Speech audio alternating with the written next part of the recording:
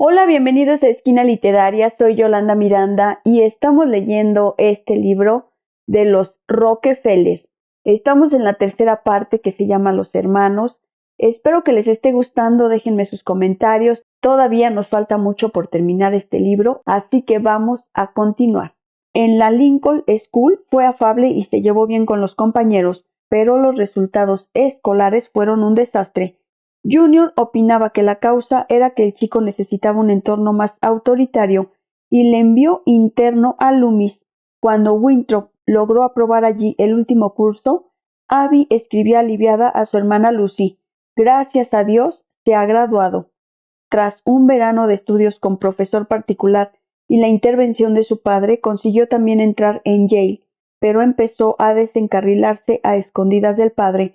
En aquella época hubo periodos en los que dejaba totalmente abandonado su libro de contabilidad, y a la mitad del primer curso sintió pánico cuando llegó el momento de enseñárselo a Junior para obtener la asignación del siguiente semestre.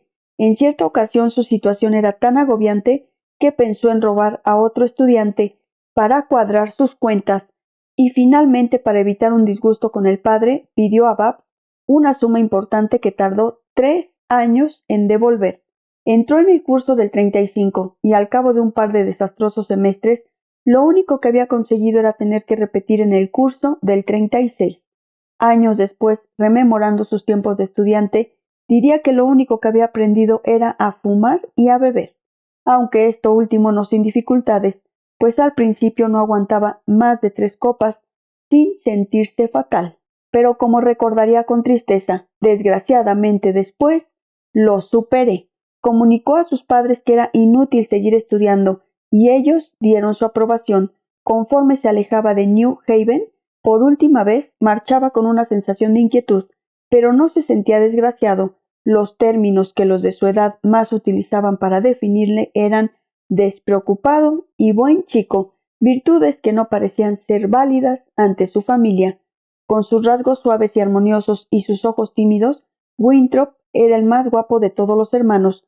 Cuando en el ejército se dejó crecer el bigote, algunas chicas decían que parecía un Clark Gable, con cara de niño. Además, era el más alto, 1,88 m, con un peso ligeramente superior a los 100 kilos.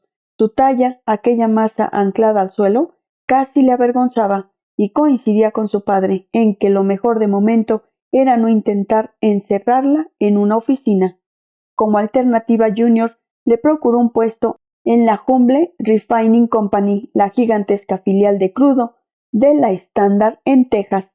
Winthrop pasó la mayor parte de 1936 en los campos petrolíferos de Texas como aprendiz de patán.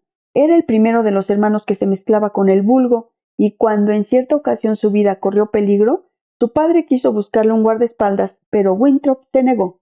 Si bien se gastó $1 para obtener de un delegado del sheriff autorización para llevar revólver, el problema más grave lo constituían las sospechas que despertaba entre los trabajadores, quienes al principio lo tomaron por un espía de la dirección, convenciéndose finalmente de lo inverosímil de que la compañía contratase a un espía con el apellido Rockefeller, lo que no fue óbice para que siguieran gastándole bromas pesadas para poner a prueba su aguante.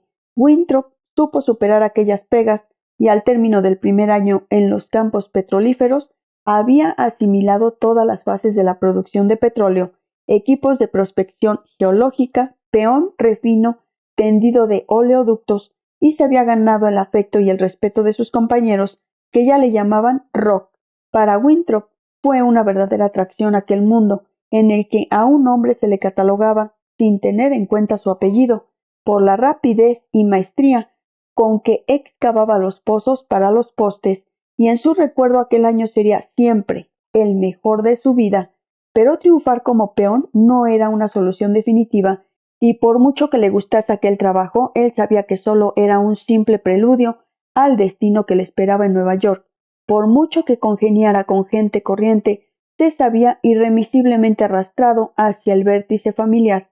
Al expirar el año de trabajo en la Humboldt, Junior lo reclamó y lo colocó de aprendiz en el Chase Bank, mientras mantenía en el candelero la posibilidad de conseguirle un puesto en alguna de las compañías petroleras donde tenía influencia. En 1937, a la vuelta de un viaje con Nelson por el Orinoco y los yacimientos venezolanos, Winthrop accedía a un puesto en el Departamento de Extranjero de la Soconivacum y al mismo tiempo asumía la parte de deber que le correspondía en las obras filantrópicas de la familia, con el cargo de vicepresidente en el Consejo de Administración del Fondo del Gran Nueva York.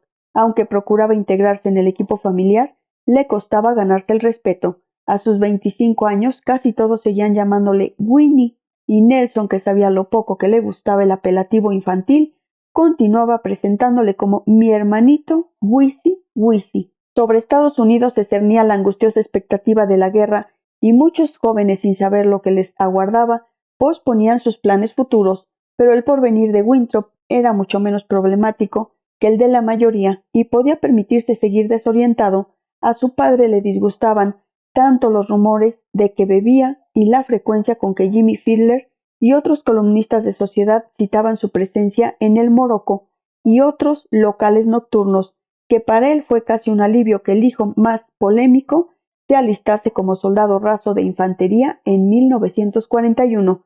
En sus reuniones los hermanos solían bromear sobre el poder que algunos críticos de sociedad les atribuían, y en cierta ocasión en que Winthrop no estaba, se dedicaron al juego de dividir el mundo con arreglo a sus inclinaciones personales.